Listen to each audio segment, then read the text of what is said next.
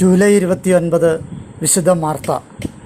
താൻ യൂദയായിലായിരിക്കുമ്പോൾ ബഥാനിയയിലെ തൻ്റെ സുഹൃത്തുക്കളായിരുന്ന മർത്ത, മറിയം, ലാസർ എന്നിവരുടെ ഭവനത്തിൽ താമസിക്കുക എന്നത് യേശുവിന് വളരെയേറെ സന്തോഷമുള്ള ഒരു കാര്യമായിരുന്നു. ഇതിലൊരു സന്ദർശനം വിശുദ്ധ ഗ്രന്ഥത്തിൽ എഴുതപ്പെട്ടിട്ടുണ്ട്. ആ അവസരത്തിൽ മർത്ത വളരെ ധൃതിയോടുകൂടി തൻ്റെ ഗുരുവിനെ ശുശ്രൂഷിച്ചു കൊണ്ടിരിക്കുകയായിരുന്നു. മറിയം തൻ്റെ ജോലിയിൽ സഹായിക്കാത്തത് കണ്ട് അവളോട് തൻ്റെ ജോലിയിൽ സഹായിക്കുവാൻ പറയുവാൻ മർത്ത യേശുവിനോട് ആവശ്യപ്പെട്ടു.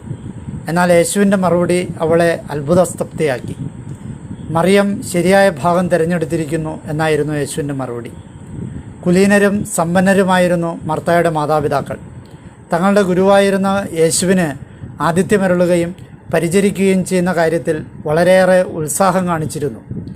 യേശു സ്വർഗത്തിലേക്ക് ഉയർത്തപ്പെട്ടതിന് ശേഷം മർത്തായെയും അവളുടെ സഹോദരി മറിയം, സഹോദരൻ ലാസർ, വേലക്കാരിയായിരുന്ന മാർസല്ല എന്നിവരെയും മർത്തായുടെ കുടുംബത്തെയും നിരവധി ക്രിസ്ത്യാനികളെയും ജൂതന്മാർ പിടികൂടി. നാവികരോ തുഴയോ ഇല്ലാത്ത ഒരു കപ്പലിൽ അവരെ ഇരുത്തി പുറംകടലിലേക്ക് ഒഴുക്കിവിട്ടു. ആ കപ്പൽ തകർന്ന് അവരെല്ലാവരും മുങ്ങിമരിക്കാൻ വേണ്ടിയായിരുന്നു ജൂതന്മാർ അപ്രകാരം ചെയ്തത്. എന്നാൽ കരുണാമയനായ ദൈവം ആ കപ്പലിനെ നയിച്ചു. അങ്ങനെ അവരെല്ലാവരും സുരക്ഷിതരായി മർസയിലേസിൽ എത്തി.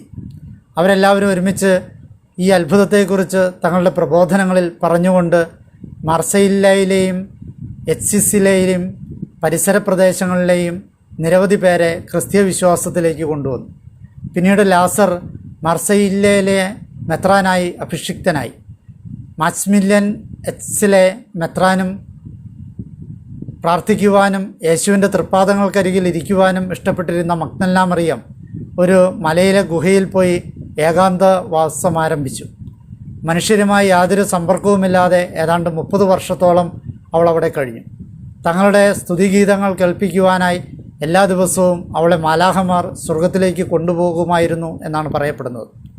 എന്നാൽ മർത്തയാകട്ടെ തൻ്റെ ജീവിതവിശുദ്ധിയും കാരുണ്യവും വഴി മർസയില്ലയിലെ ജനങ്ങളുടെ സ്നേഹത്തിനും ബഹുമാനത്തിനും പാത്രമായി ജീവിച്ചു.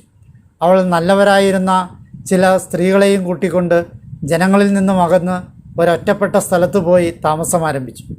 അവളുടെ കാരുണ്യവും അലിവും അനേകർക്ക് സമ്മാനിച്ചുകൊണ്ട് നീണ്ടകാലത്തോളം അവൾ അവിടെ ജീവിച്ചു. വിശുദ്ധ മരിക്കുന്നതിന് വളരെ മുമ്പ് തന്നെ തൻ്റെ മരണം പ്രവചിച്ചിരുന്നു. ഓഗസ്റ്റ് മാസം 4-നാണ് വിശുദ്ധ മരണമടഞ്ഞത്.